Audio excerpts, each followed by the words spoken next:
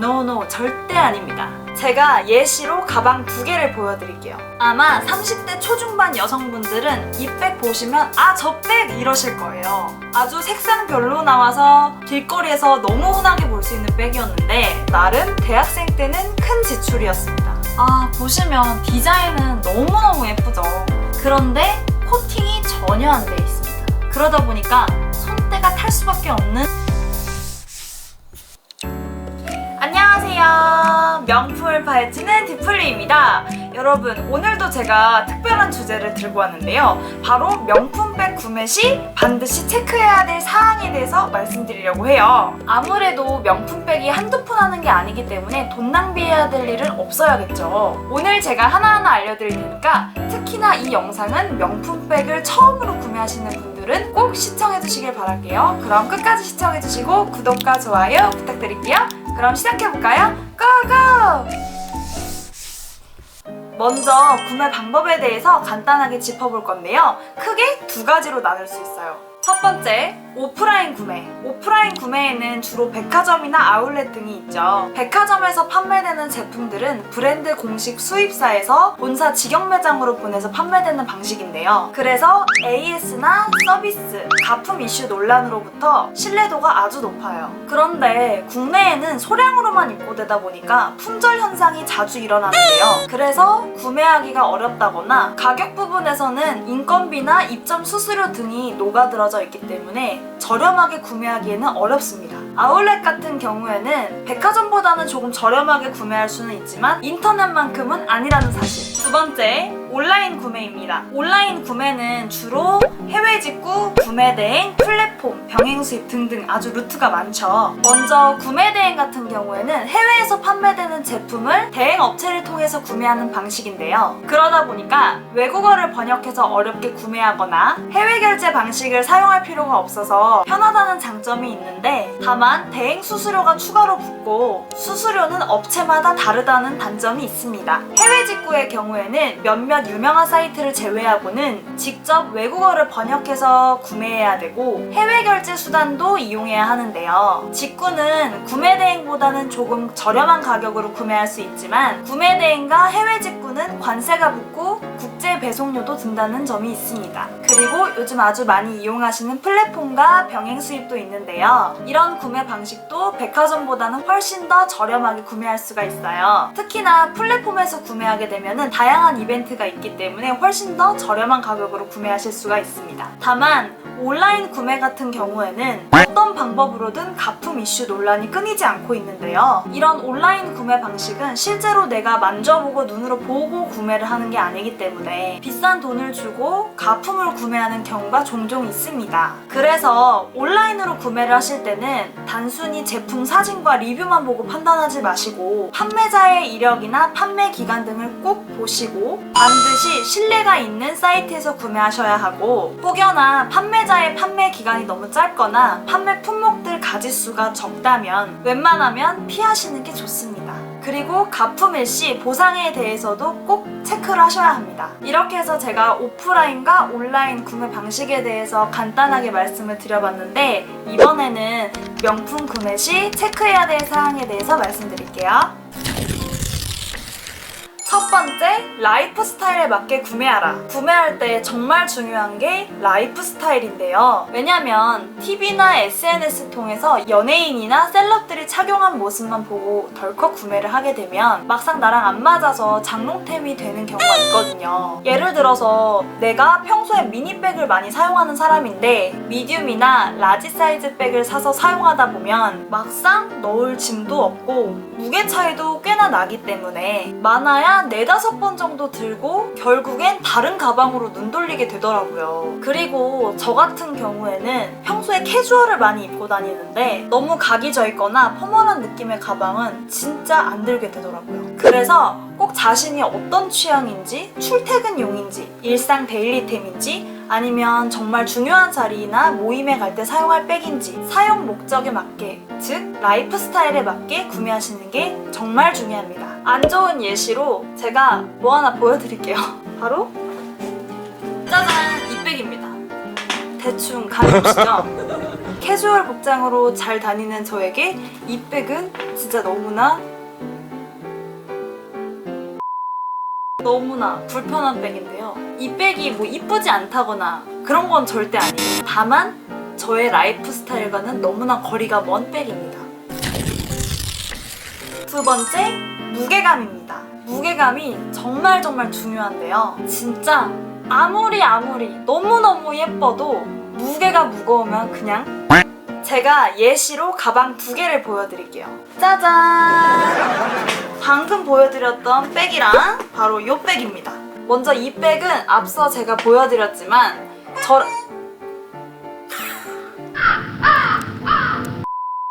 먼저 이 백은 제가 앞서 보여드렸지만 포멀한 느낌뿐만이 아니라 크기도 크기고 무게도 너무나 무겁습니다. 그래서 비싼 돈을 주고 구매했지만 결국엔 잘 안 들고 다니는 실패템인데요. 이번엔 이 백을 한번 보여드릴게요. 혹시 이 백 알아보시는 분 계실까요? 이 백이 제가 대학교 다닐 때 정말 유행했던 국민 여성템이었는데요. 아마 30대 초중반 여성분들은 이 백 보시면 아, 저 백 이러실 거예요. 아주 색상별로 나와서 길거리에서 너무 흔하게 볼 수 있는 백이었는데 당시에는 20만 원대였던 것 같아요. 그래서 나름 대학생 때는 큰 지출이었습니다. 이 백 자체가 워낙 무겁기 때문에 전공책을 넣고 다니는 저에게는 너무너무 무거운 백이었어요. 심지어 작은 책을 넣고 다녀도 무게감이 어마어마해서 팔과 어깨가 번갈아 가면서 빠질 것 같더라고요. 저는 대체적으로 크고 무거운 가방은 저에게 안 맞는 가방이더라고요. 그리고 작년 연말에 제가 실패템이라고 해서 올려뒀던 영상이 있는데 바로 이 영상입니다. 그래서 꼭 구매하시기 이전에 착용해 보시거나 무게가 얼마나 나가는지 체크해 보시고 구매하셔야 합니다. 세 번째, 색상과 패턴입니다. 이 부분도 정말 너무너무 중요한데요. 만약에 내가 첫 명품백을 구매하는데 이것처럼 너무나 쨍한 색상을 구매하거나 로고 플레이가 심한 가방을 사버리면 의상이랑 매칭하기가 어렵거나 가는 장소에도 제약이 있을 수 있기 때문에 처음 명품백을 구매하시는 분들은 블랙 색상이나 브라운 색상 이런 무난한 색상을 선택하셔서 드는 것을 추천드립니다. 또 패턴 같은 경우에는 단조로운 패턴을 선택하셔서 평소에 어떤 옷을 입어도 무난하게 매칭할 수 있는 디자인을 구매하셔야 장롱템이 되는 것을 막을 수 있습니다. 네 번째, 유행을 타는지 안 타는지. 이것도 정말 너무너무 중요한데요. 오늘 제가 말씀드리는 부분은 중요하지 않은 게 없습니다. 명품 브랜드들이 유행을 선도하기 때문에 반짝 유행을 타는 제품도 있고 스테디로 꾸준하게 자리를 잡는 제품들이 있거든요. 비싼 명품이니까 유행을 안 타겠지? No, 절대 아닙니다. 예를 들자면 최근에 정말 유행했던 발렌시아가의 스피드러너, 바로 이 경우죠.